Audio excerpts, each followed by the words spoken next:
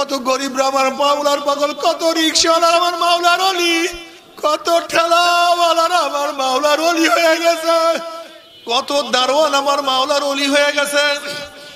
আমার দাদাজান রহমাতুল্লাহ আলাইহির কাছে এক ব্যক্তি আসিয়া বলে, হুজুর আমি সবক পরিবর্তন করতে চাই। দাদাজান বলতে আছে, তুমি কি আগের সবকে তাসির হয়েছে কিনা? বলে হ্যাঁ হুজুর তাসির হয়েছে, বলবো না দেখাবো? বলে দেখালি তো ভালো হয়। ওই ব্যক্তি যখন শ্বাসের জিকির শুরু করছে, যখনই শ্বাসের জিকির শুরু করছে, দেখে তার সাথে সাথে পশম গুলাও জিকির করা শুরু করিয়া দিছে। হে মুসলমান সন্তান, তুমি কেন গাঁজা সেবন করবা? হে মুসলমান সন্তান, তুমি কেন মদ পান করবা? তোমার সামনে দি কবর, তোমার সামনে কিয়ামত, তোমার সামনে ওই যে মিজান। হে মুসলমান সন্তান, তুমি কেন গাঁজা সেবন করবা? হে মুসলমান সন্তান, তুমি কেন মদ পান করবা? হে মুসলমান সন্তান, তুমি কেন ইয়াবা খাবা? তুমি কেন হারাম খাবা? কেন সুদ খাবা? তোমার সামনে দি কবর, তোমার সামনে কিয়ামত, তোমার সামনে ওই যে মিজান, তোমার সামনে সব কিছু। এরপরে তুমি কেন আমার মাওলাকে ভুলিয়া গেছো? এ আমার যুবক বাবারা, মুরব্বী বাবারা, আমার পর্দালাও মা বোনেরা, আমার মাওলাকে ভুলিও না, আমার মাওলাকে ভুলবা না। ও আমার যুবক, তোমার সে কত অল্প বয়সী যুগ আমার মাওলার পাগল, তুমি কেন মাওলার পাগল হইতে পারবা না? হে মুরব্বী, তোমার সে কত মুরব্বী আমার মাওলার পাগল, তুমি কেন মাওলার পাগল হইতে পারবা না? হে অসুস্থ, তোমার সে কত অসুস্থ আমার মাওলার পাগল, কত অসুস্থ, কত অসুস্থ, উঠতেও পারে না, বসতেও পারে না, কিন্তু আমার মাওলাকে সেজদা দিতে ভুল করে না। কি যে মজা! তুমি কি জানো না কত আল্লাহ পাকের বান্দার আমার সব সময় মাওলাকে নিয়ে ব্যস্ত থাকে? কত আল্লাহর ওলিরা সবসময় মাওলাকে নিয়ে ব্যস্ত, যে দেখে যেই দিকে যায় সব সময় খেয়াল করার মাওলা। हर गुल में तू है, रंग में तू है, वो में तू हर जातू, जिधर देखता हूँ मैं तू ही तू है, तू ही तू है, तू ही। কত গরিবরা আমার মাওলার পাগল, কত রিকশাওয়ালা আমার মাওলার অলি, কত ঠেলাওয়ালারা আমার মাওলার অলি হয়ে গেছে, কত দারোয়ান আমার মাওলার অলি হয়ে গেছে। আমার দাদাজান রহমাতুল্লাহ আলাইহির কাছে এক ব্যক্তি আসিয়া বলে, হুজুর আমি সবক পরিবর্তন করতে চাই। দাদাজান বলতে আছে, তুমি কি আগের সবকে তাসির হয়েছে কিনা? বলে হ্যাঁ হুজুর তাসির হয়েছে, বলবো না দেখাবো? বলে দেখালি তো ভালো হয়।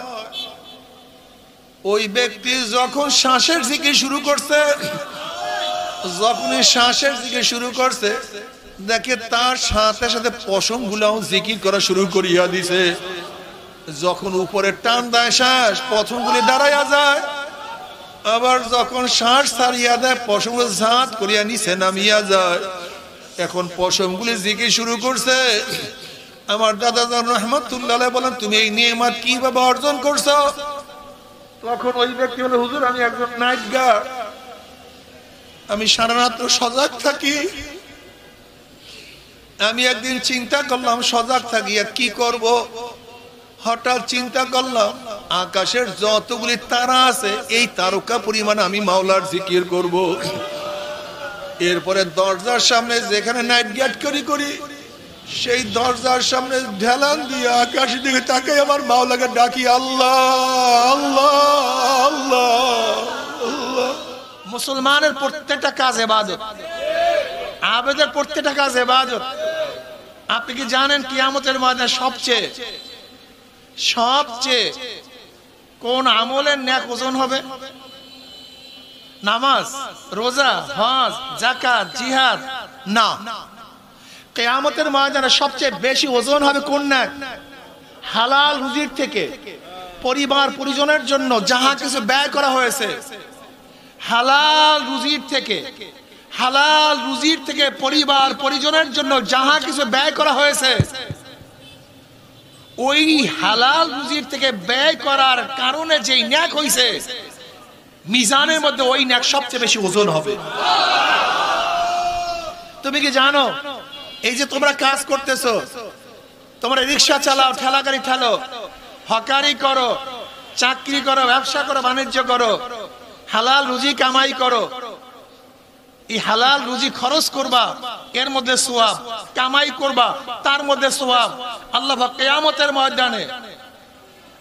কিয়ামতের ময়দানে যারা তাজরুস সুদুক সত্য ব্যবসায়ী, তাদের হাসর হবে নবীদের সাথে, সিদ্দিকীনদের সাথে, শুহাদাদের সাথে। এটাও নেক, এটাও সওয়াব, কিন্তু হালাল পন্থায় হতে হবে। কি পন্থায় হতে হবে? জোরে বলেন। কাসবুল হালালে ফরিজাতুন বাদাল ফরিজা। নামাজ রোজা যেরকম ফরজ, এইভাবে হালাল রুজি কামাই করো ফরজ। কাদাল ফকরা ইয়াকুনা কুফরান। ফকিরি, গোরাবাত মানুষকে কুফরের দিকে নিয়ে যায়। এর হালাল রুজি কামাই করতে হবে, হারাম উপায় না। গরিবরা তোমরা হালাল কামাই করার জন্য, হালাল রোজগার করার জন্য তোমরা যেই কয়টা ফোঁটা ঘাম শরীর থেকে ব্যয় করো, প্রত্যেকটা ঘামের ফোঁটার মাধ্যমে আল্লাহ পাক নেক দিয়ে দিবে। আমি গরিবদের জন্য অনেক সময় মায়া করি, অনেক সময় দুঃখ লাগে। গরিবরা কাজ করতে করতে করতে করতে পিঠটাকে কালো বানায় ফেলেছে। শান্তি কি জিনিস পায় নাই, কষ্ট আর কষ্ট। আমার কষ্ট হয় এই দেখা, এই বেচারায় দুনিয়াতে এত কষ্ট করে, খোদা নাখাস্তা যদি কবরের মধ্যে কষ্ট শুরু হয়ে যায়, কবরের মধ্যে আযাব শুরু হয়ে যায়, তা এর সে বদনসিব, কপাল পোড়া আর কিছু হতে পারে না। দুনিয়াতে কষ্ট, কবরে কষ্ট। আবার বড় লোকদেরকে দেখে আমার আফসোস লাগে, এসি ছাড়া ঘুম আসে না, শক্ত বিছানায় ঘুম আসে না, খালি পায়ে হাঁটতে পারে না, কত আরাম আয়েশ, কষ্ট কি জিনিস সহ্যই করতে পারে না। আর খোদা নাখাস্তা কবরে গিয়া যদি শাস্তি শুরু হয়ে যায়, সাপের কামড় শুরু হয়ে যায়, গুর্জের বাড়ি শুরু হয়ে যায়, তের সে কপাল পারা বদনসিব আর কিছু হতে পারে না। আমার যুবক বাবারা, আমার মুরব্বী বাবারা, আজকে যে এই বয়ান আসরের পর থেকে শুনছেন, উপসংহারটা কি? উপসংহার হলো আমাদেরকে আল্লাহ পাক ইবাদতের জন্য বানাইছে। ইবাদত করবেন, নামাজ ছাড়বেন না, রোজা ছাড়বেন না, গুনার থেকে বাঁচিয়ে থাকার চেষ্টা করবেন, সাধ্য অনুযায়ী ন্যাক করতেই থাকবেন, করতেই থাকবেন। সব সময় মাথার মধ্যে একটা জিনিস খেয়াল করবেন, দুনিয়া কয়দিন, এক স্বপ্নের জিন্দেগি। আলহাকুমুত তাকাসুর হাত্তা যুরতুমুল মাকাবির। এই দেখতে না দেখতে কবর, এই দেখতে না দেখতে কবর, দেখতে না দেখতে দাড়ি পাইকে গেছে। হাত্তা যুরতুমুল, সংকীর্ণ হৃদয় খানি অনন্ত পিপাসা, মিটে নাই, মিটিল না, মিটিবে না আশা, কিচ্ছু না, সব ফাঁকা। এক ওয়াক্ত নামাজ কাজা করলে, ইচ্ছা করিয়া কাজা করলে 2,88,00,000 বছর জাহান্নাম। নামাজ কেন কাজা করবেন? নবী আলাইহিস সালাতু ওয়াস সালাম ফরমান, আল ফারকু বাইনাল আবদি ওয়াল কুফরি তারকুস সালাহ। মুমিন এবং কাফেরের মধ্যে পার্থক্য, মুমিন নামাজ পড়ে, বেঈমানরা নামাজ পড়ে না। মুমিন আল্লাহর সামনে দাঁড়ায়, বেঈমানরা আল্লাহর সামনে দাঁড়ায় না। মুমিন আল্লাহর সামনে নত হয়, রুকু দেয়, বেঈমানরা রুকু দেয় না। মুমিন আল্লাহর সামনে তার 4 আঙ্গুল কপাল ঠেকাইয়া আমার মাওলাকে সিজদা করে, বেঈমানরা আমার মাওলাকে সিজদা করে না।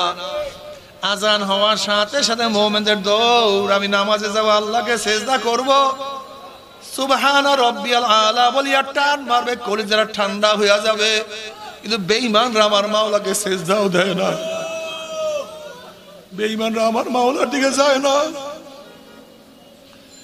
আমার মাওলার তরফ থেকে মুয়াজ্জিন বারবার ডাকে, আয় হাইয়া আলাস সালাহ, হাইয়া আলাস সালাহ, হাইয়া আলাল ফালাহ, হাইয়া আলাল ফালাহ।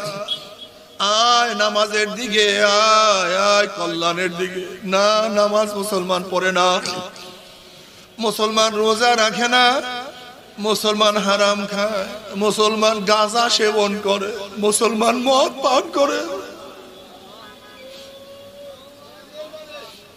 মুসলমান ইয়াবা পান করে। আল্লাহ,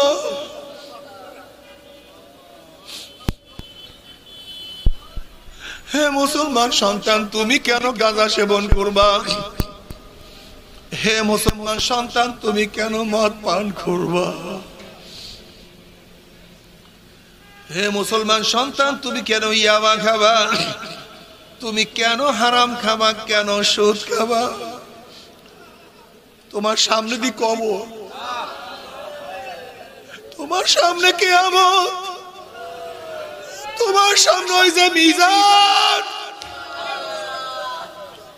তোমার সামনে সব কিছু। এরপরে তুমি কেন আমার মাওলাকে ভুলিয়া গেছো?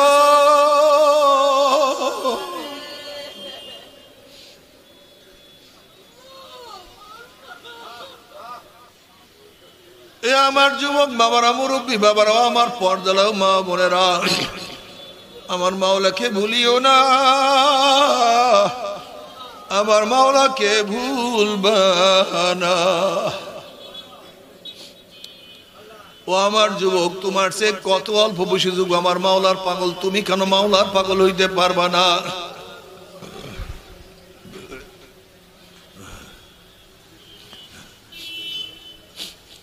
হে মুরব্বী, তোমার সে কত মুরব্বী আমার মাওলার পাগল, তুমি কেন মাওলার পাগল হইতে পারবা না? হে অসুস্থ, তোমার সে কত অসুস্থ আমার মাওলার পাগল, কত অসুস্থ, কত অসুস্থ, উঠতেও পারে না, বসতেও পারে না, কিন্তু আমার মাওলাকে সেজদা দিতে ভুল করে না। কি যে মজা! তুমি কি জানো না কত আল্লাহ পাকের বান্দার আমার সব সময় মাওলাকে নিয়ে ব্যস্ত থাকে? কত আল্লাহর ওলিরা সবসময় মাওলাকে নিয়ে ব্যস্ত, যে দেখে যেই দিকে যায় সব সময় খেয়াল করার মাওলা। हर गुल में तू है, रंग में तू है, वो में तू हर जातू, जिधर देखता हूँ मैं तू ही तू है, तू ही तू है, तू ही। কত গরিবরা আমার মাওলার পাগল, কত রিকশাওয়ালা আমার মাওলার ওলি, কত ঠেলাওয়ালারা আমার মাওলার ওলি হয়ে গেছে, কত দারোয়ান আমার মাওলার ওলি হয়ে গেছে। আমার দাদাজান রহমাতুল্লাহ আলাইহির কাছে এক ব্যক্তি আসিয়া বলে, হুজুর আমি সবক পরিবর্তন করতে চাই। দাদাজান বলতে আছে, তুমি কি আগের সবকে তাসির হয়েছে কিনা? বলে, হ্যাঁ হুজুর তাসির হয়েছে। বলবো না দেখাবো? বলে, দেখালি তো ভালো হয়। ওই ব্যক্তি যখন শ্বাসের জিকির শুরু করছে, যখনই শ্বাসের জিকির শুরু করছে, দেখে তার সাথে সাথে পশম গুলাও জিকির করা শুরু করিয়া দিছে। যখন উপরে টান দেয় শ্বাস, পশম গুলি দাঁড়াইয়া যায়, আবার যখন শ্বাস ছাড়িয়া দেয় পশম গুলো ঝাঁত করিয়া নিচে নামিয়া যায়। এখন পশম গুলি জিকির শুরু করছে। আমার দাদাজান রহমাতুল্লাহ বলেন, তুমি এই নিয়ামত কিভাবে অর্জন করছো? তখন ওই ব্যক্তি বলে, হুজুর আমি একজন নাইট গার্ড, আমি সারা রাত্র সজাগ থাকি। আমি একদিন চিন্তা করলাম সজাগ থাকিয়া কি করব। হঠাৎ চিন্তা করলাম আকাশের যতগুলি তারা আছে এই তারকা পরিমাণ আমি মাওলার জিকির করব। এরপরে দরজার সামনে যেখানে নাইট গার্ড করি সেই দরজার সামনে ঢেলান দিয়ে আকাশের দিকে তাকাই আমার মাওলাকে ডাকি, আল্লাহ আল্লাহ আল্লাহ আল্লাহ আল্লাহ। আমি মাওলাকে ডাকা শুরু করছি। এরকম মাওলাকে ডাকতে ডাকতে ডাকতে ডাকতে ডাকতে সুলতান লাস্কার জারি হয়ে গেছে। এখন পশম আমার মাওলার জিকির চালু হয়ে গেছে। বাবারে, যদিও নাইট গার্ড কিন্তু আমার মাওলার ওলি। এক মালিক বাজারে গেছে একটা গোলাম খরিদ করার জন্য। মালিক একটা গোলাম খরিদ করিয়ে নিয়ে আসছে। এবার গোলাম বলতেছে, মালিক তোমার সাথে আমার কিছু শর্ত আছে। মালিক বলে, কি শর্ত বলো? বলে, মালিক ফরজ কাজে আপনি আমাকে বাধা দিতে পারবেন না, কোন অবস্থা দিয়ে ফরজ আমি কাজা করতে পারবো না, ফরজ কাজে আমাকে বাধা দিবেন না। নাম্বার 2, দিনে যত পারেন আমার থেকে খ্যাদমত নেন, কিন্তু রাত্রে আমার থেকে খ্যাদমত নিতে পারবেন না। নাম্বার 3, আপনার ঘরগুলির মধ্যে থেকে আমার জন্য একটা ঘর নির্ধারণ করেন, যেখানে শুধু আমি ঢুকবো, অন্য কেউ সেই ঘরে ঢুকতে পারবে না। মালিক বলেন, আমি একজন মুসলমান মুমিন, তোমার শর্তগুলি খুবই সহজ, এই শর্ত মানা যায়, তোমার সমস্ত শর্ত আমি মানিয়ে নিলাম। তুমি কোন ঘরটা পছন্দ করো? আমার অনেক বড় বড় বিল্ডিং আছে, অনেক ভালো ভালো ঘর আছে, যেইটা পছন্দ করে সেইটাই তুমি থাকতে পারো। এবার গোলাম জীর্ণ শীর্ণ একটা ভাঙ্গা চূড়া ঘরকে ঠিক করছে। মালিক বলছে, এত সুন্দর সুন্দর ঘরের পরিবর্তে তুমি কেন জীর্ণ শীর্ণ ঘরটাকে পছন্দ করছো? এবার গোলাম বলছে, মালিক আপনি কি জানেন না, মাওলার ইবাদতে জীর্ণ শীর্ণ ঘর আবাদ হয়ে যায়।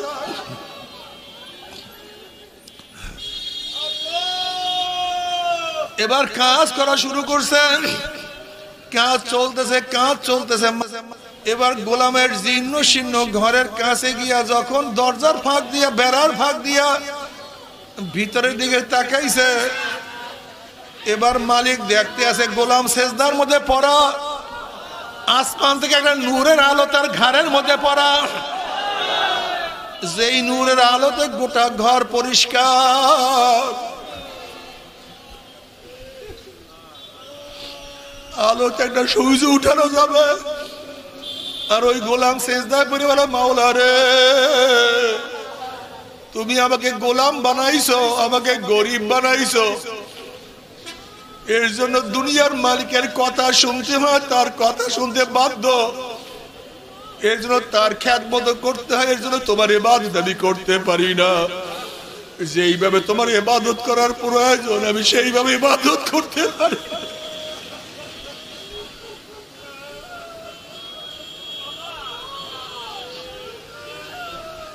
মাওলা রে, যদি দুনিয়ার মালিকের গোলাম না বানাইতা, আমি সব সময় তোমার ইবাদতের মধ্যে মগ্ন থাকতাম। মালিক ফজর পর্যন্ত এই অবস্থা দেখিয়া ফজর আজানের পরে সে চলিয়া গেছে, গোলামও বের হইয়া নামাজে গেছে। এবার দুনিয়ার মালিক স্ত্রীর কাছে গিয়া বলে, ওই স্ত্রী আমরা কাকে গোলাম হিসাবে রাখছি, কার থেকে খেদমত নেই। ওই দুনিয়ার মালিক স্ত্রীর কাছে সমস্ত ঘটনা বয়ান করছে। পরের দিন স্বামী এবং স্ত্রী রাত্রে গিয়ে একই অবস্থা দেখে, গোলাম সিজদায় পড়িয়া মাওলার কাছে রোনাজারি করে, কান্নাকাটি করে।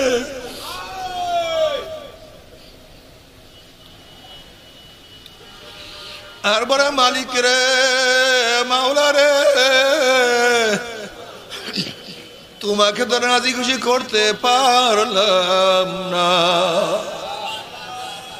তোমার যথাযথ ইবাদত করতে পারলাম না।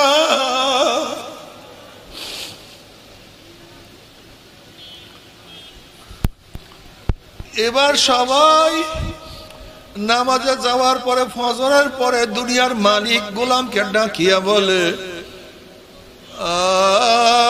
আমি তোমাকে আজাদ করিয়া দিলাম, এখন মালিকের মাওলার সবসময় ইবাদত করো।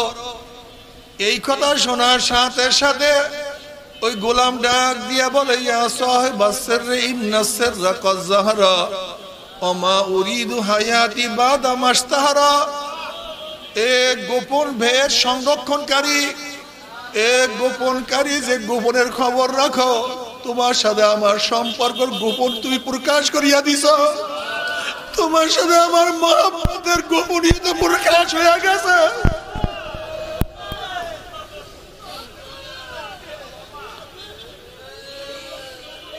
যেহেতু তোমার সাথে আমার সম্পর্ক প্রকাশ হয়ে গেছে, এখন আমি এক মুহূর্ত আর দুনিয়াতে থাকতে চাই না। তুমি তোমার কাছে আমাকে ডাক দিয়ে নিয়ে যাও, আমি তোমার সাথে মোলাকাত করতে চাই। এই বয়াত পড়িয়া সাথে সাথে কলেমা পড়িয়া দুনিয়া থেকে বিদায় হয়ে গেছে, আর সে মুহূর্তের মধ্যে দুনিয়াতে নাই। বাবারে, কত রিক্সা হলো আমার মাওলার ওলি, কত ঠেলা হলো আমার মাওলার ওলি, কত গরিব আমার মাওলার ওলি, কত দারওয়ান আমার মাওলার ওলি। তুমি আমি টেরও পাই না। ফাসাও ফাতারা ইদিন কাশাফাল গুবারো আফারা সুনতা তালিস দে কাম হে মারো।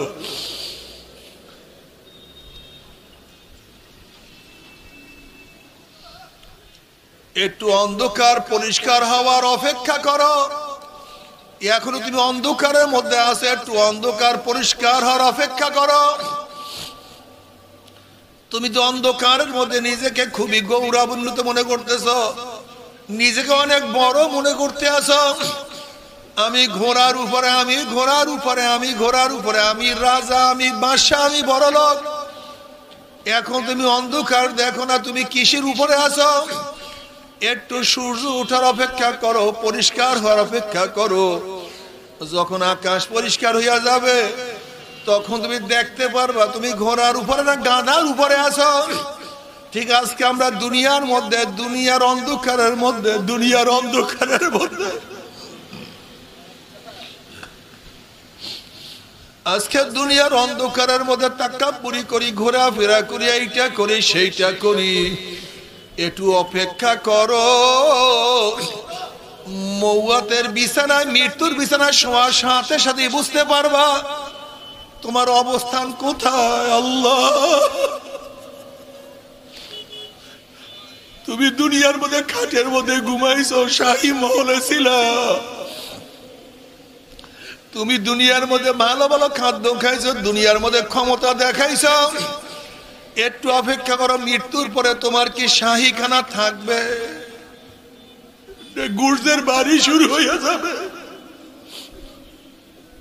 তোমার শাহী মহল থাকবে না, জাহান্নামের কুয়া হয়ে যাবে।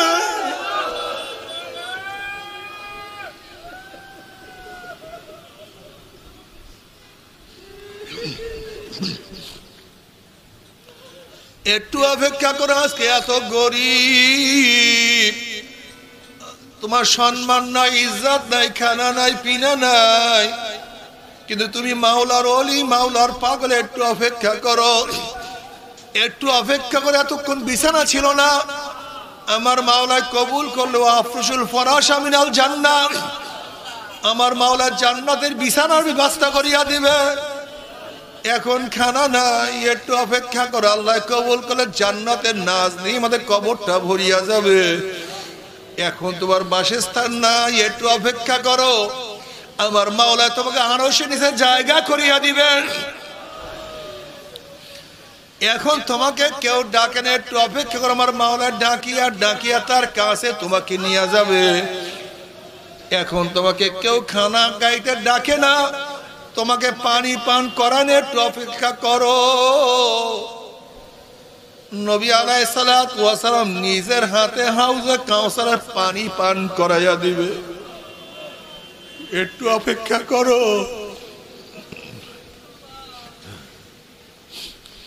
আমার মাওলা তোমার জন্য এমন সুন্দর মেহমান খানা তৈয়ার করিয়া রাখছে, এমন সুন্দর জান্নাত, যে জান্নাত কেউ কোনোদিন চোখেও দেখে না, কানেও শুনে, অন্তর অনুভবও করে নাই রে বাবা। আর আজকে দুনিয়ার মধ্যে তোমাকে সবাই ডাকে, সবাই আশ্রয় দেয়, তোমাকে কত সাহায্য করে। একটু অপেক্ষা করো, কিয়ামতের ময়দানে আরশের নিচে জায়গা পাবা না, সূর্যের গরমে নিচে ফালাইয়া দেওয়া হবে। হাল আতাকা হাদিসুল গাশিয়া উজুহু ইয়াওমাইযিন খাশিয়া আমিলাতুন নাসিবা তাসলা নারান হামিয়া তুসকা মিন আইনিন আনিয়া লাইসা লাহুম তুআমুন ইল্লা মিন দারি, একটু অপেক্ষা করো, যখন জাহান্নামীরা পানি পানি করে চিল্লাতে থাকবে, তাদের সামনে ঘন আলকাত্তার মতো ঘন পুষ তাদের সামনে হাজির করা হবে। চলন্ত আগুনের নহরের মধ্য থেকে ডাইরেক্ট বালতি ভরে আগুন খাওয়াইয়া দেওয়া হবে।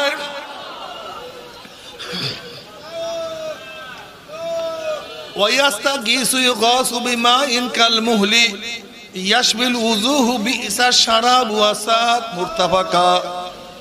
এই চেহারা ঝলসিয়া যাবে, আল্লাহ মাফ করিয়া দাও।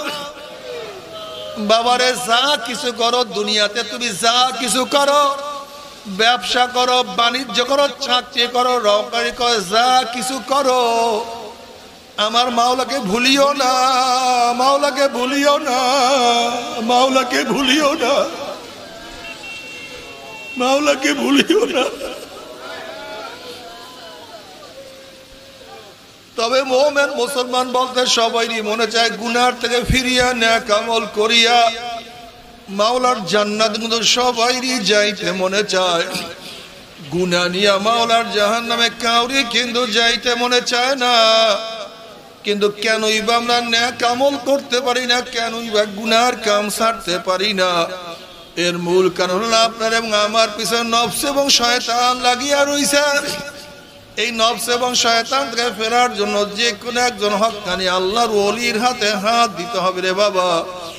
খবরদার, বর্তমান জমানায় পীর মুরিদের নামে ভেজাল, ব্যবসা, দলাদলি, হিংসা, হাসাদে পরিণত হয়ে গেছে। সমস্ত আল্লাহর ওলির একমত, যেই পীরের 5 জন মুরিদের মধ্যে কমপক্ষে 3 জনকে দেখবা আলহামদুলিল্লাহ সুন্নাত মাহফিক আমল আখলাক মজবুত হইয়া যাইতে আছে, গুনার কাম ছাড়তে আছে, নেকের আমল ধরতে আছে, কলব নরম হইয়া চোখে পানি আসতে আছে। বিরিক্ষতর নাম কি, ফলে পরিচয় আমি চরমোনাই বুঝি না। চরমোনার দাওয়াত, প্রশংসা, প্রচার প্রসার করার জন্য আসিনি রে বাবা। চরমোনায় যাওয়ার তোমার কোনো দরকার নাই, কোনো দরকার নাই, কোনো দরকার নাই। তুমি যার কাছে গিয়া পারো গুনার কাম ছাড়ো, নেকের আমল ধরো, কলব নরম করিয়া চোখে পানি নিয়া মাওলার কবরে যাইও। যেরকম দুনিয়ার ঘরে আগুন লাগলে পানি ছাড়া নিবানো যায় না, ঠিক তদ্রুপ তোমার এবং আমার গুনার দ্বারা যেই জাহান্নামের আগুন জ্বলিয়া রইছে, চোখের পানি ও ছাড়া কিন্তু জাহান্নামের আগুন নিবানো সম্ভব না। কাজে আমার জন্য দোয়া চাই, আমিও দোয়া করি। সবাই সবার জন্য প্রাণ খুলিয়া দোয়া করো, যেন কিয়ামতের ময়দানে গলাগুলি বাঁধিয়া মাওলা একসাথে জান্নাতে যাওয়ার তৌফিক দিয়া দেয়। আল্লাহুম্মা আমিন, আল্লাহুম্মা আমিন।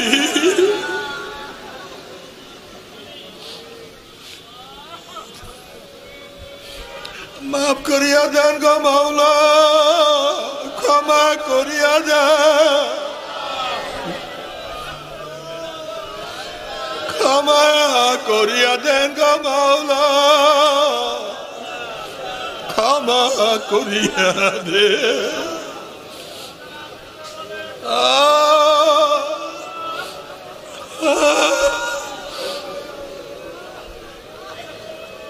আর মাওলা রে,